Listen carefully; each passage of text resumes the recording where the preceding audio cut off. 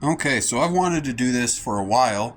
I'm going to show you guys how to make some soil from, well, as scratch as you can really get. So most super soils, air quotes, super soils, are 1/3 peat moss, 1/3 compost, and 1/3 aeration. And there's a lot of wiggle room in there. You can adjust those ratios a little bit, and the type of compost you use can vary. The type of perlite you can use, well, the type of aeration you can use will vary. But you want to make sure you get some really high quality peat moss. This is just some stuff that I can get locally. All of this is locally purchased. I didn't have to order any of this. And this mushroom compost is, you know what? I'm not entirely sure. Can't remember what it was. We used some of this outside. It's there we go.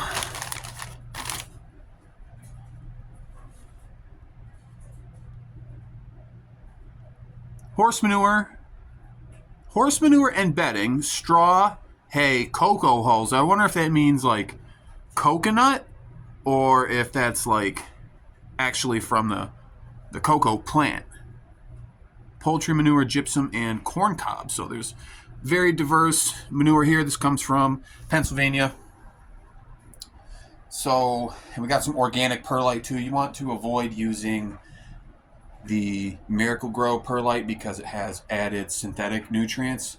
It's not a big deal, but as an organic grower, you want to choose your inputs as wisely as you can. And if that doesn't bother you, it's no big deal. But it bothers me, and I don't want it.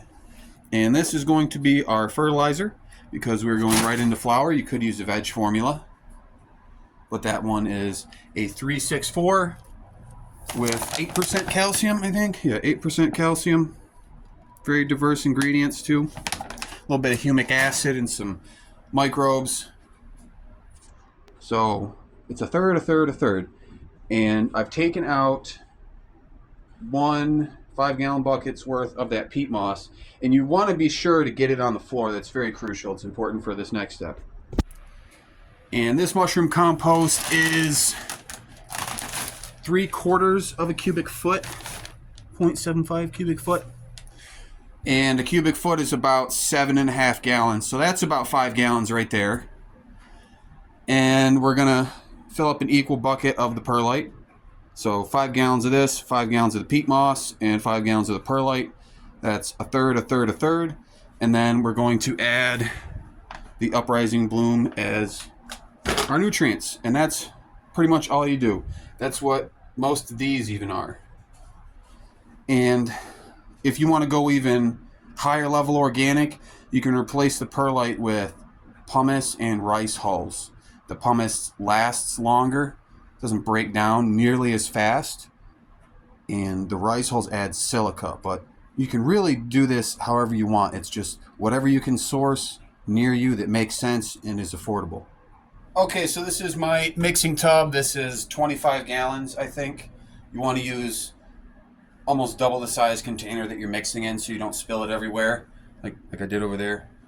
So we're going to add 5 gallons of peat moss. And I have a plant flowering in this room, so I closed that tent. You want to be wary of the airborne particles that you are sending out. This is heavy too, this mushroom compost. This is a heavy bag for 0.75 cubic feet. You could use worm castings too. You want to be mindful of stuff like that, just little bits of trash and whatever. It's organic stuff, so it's not perfect. But it's up to you as the grower to be the one with discernment. Figure out what you are and are not okay with. So 5 gallons of compost, 5 gallons of peat moss. And we're going to fill up that 5-gallon bucket with some perlite.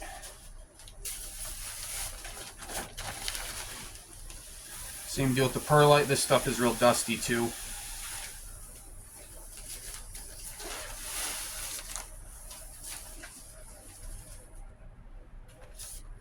So 5 gallons of perlite. And I'm going to give this a good mix before we add our nutrients. And it's good that this compost is nice and moist because it will help with the very dry peat moss. I've had that thing of peat moss for over a year now. And I've been wanting to make my own soil mix again. Things just haven't been the way that I want, but now they are. And this stuff is really nicely composted. Like, there's horse manure in there, but you can't tell. It looks like soil. You could use gloves if you want. I'm a gardener, I don't care. This compost is actually quite clean. I've only seen a few bits of foreign material that I wouldn't want. It breaks up really nice. I'm pretty sure this fertilizer has been sitting on the shelf at that particular store for about a year, so it's composted even more. It doesn't stink. It smells like earth. And so what I like to do, make sure you get all the way to the bottom, is lift the tote up. Make sure you get those corners. Yeah, you see that pocket of perlite there? You want to get really good dispersion. So, other side.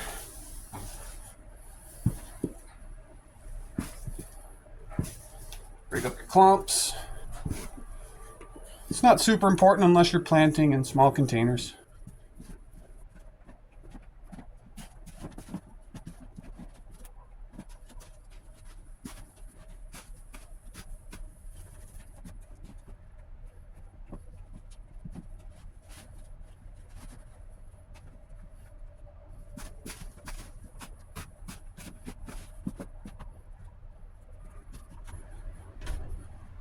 And that already looks like some potting soil, doesn't it?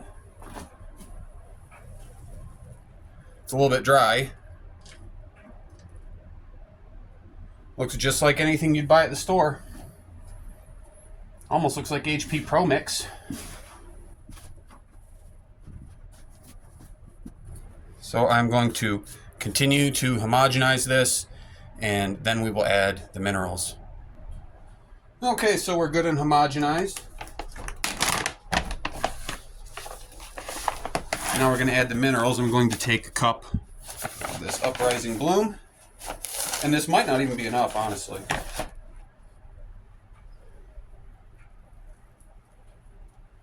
We're going to work that in, same deal. Be very thorough. You have to add minerals. You cannot do just the 3-part mix. It needs minerals, even for seedlings. You can do a lighter dose of the minerals, but they need to have food. This is not enough without the minerals. And as I'm mixing, I just don't think 1 cup is going to cut it. So we're going to add a second one. 1 cup.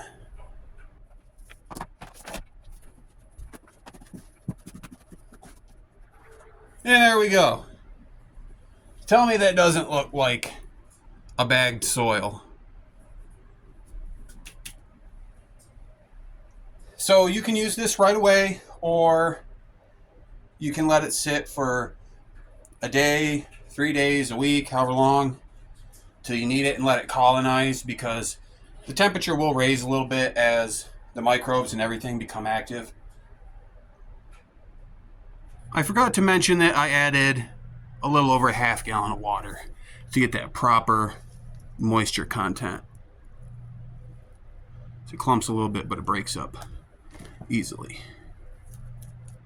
And this was some pretty good compost, I have to say. I only found a few small rocks and just a couple little pieces of undesirable material. $7 for 5 gallons. You really can't beat that. That would cost you almost $30, $40 if it was worm castings. And here's another alternative for you if maybe you can't find those certain things, or you can only get a pre-mixed soil similar to this Mother Earth TerraCraft, which is some good stuff in its own right, but you really need to add some minerals. Pretty much all of these pre-bagged potting mixes need some minerals added, but not as much as if you were to make it yourself. The only potting soil that I've personally used that doesn't need anything added to it is the Build the Soil 3.0 mix. Fantastic, but you're going to pay for it. You get what you pay for. But we can make something very close with whatever potting mix you have available to you, even if it's just some Miracle Grow. You just have to know what's in it and follow that recipe. So this is just a bit of a rough guide. It's not set in stone. This is just to help you, depending on where you are in the country or the world or wherever you are. This will help you grow better plants organically. So we're going to add 1 cup of the Uprising Bloom for 2 cubic feet of this, because it already does have amendments in it. We added 2 cups for 2 cubic feet with the soil that we made ourselves, because there was nothing else in there other than the compost. So that first recipe, we made 2 cubic feet. 2 cubic feet is about 15 gallons. 1 cubic foot is about 7.5. So if that helps you with your math. So we are going to take the entire 2 cubic feet of this bag, and we're going to add that 1 cup of the Uprising Bloom, and that's it.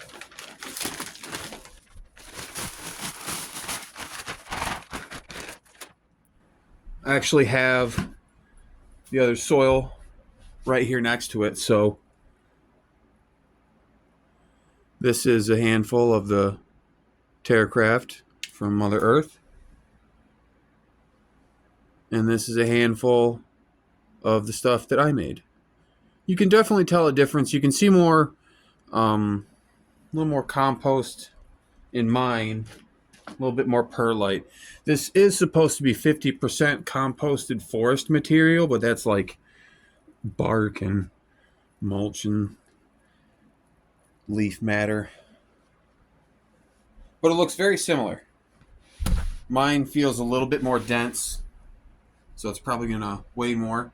This actually came out of the bag in really good moisture content, so I don't need to add anything. You're going to be able to... It might need a little bit. It's not clumping quite the way I want it, but maybe about a half gallon, less than a half gallon. So we got a whole cup of the Uprising Bloom. You don't want to throw your silica packet in there. That keeps it from caking up. Same deal as before.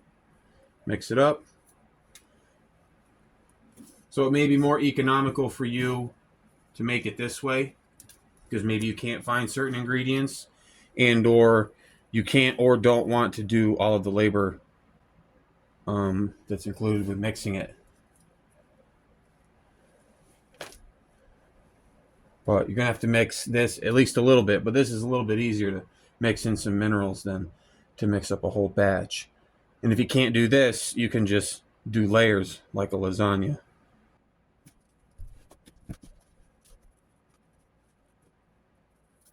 And that's all you have to do. I'm going to continue to mix this.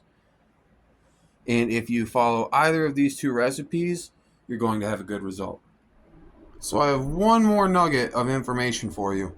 When people do the top dress after the plant's already growing in here and established, a lot of people will put in your dry amendments and then they'll scratch it in to the soil and water it like that. I'll show you a better way. You put a layer of your dry amendments, or you can put a clump of it like right here or something, and then you cover that with fresh soil, and then you water it in, and that will make the plant send out feeder roots so it can access that a lot faster. I haven't seen anybody talk about that. Wanted to share that.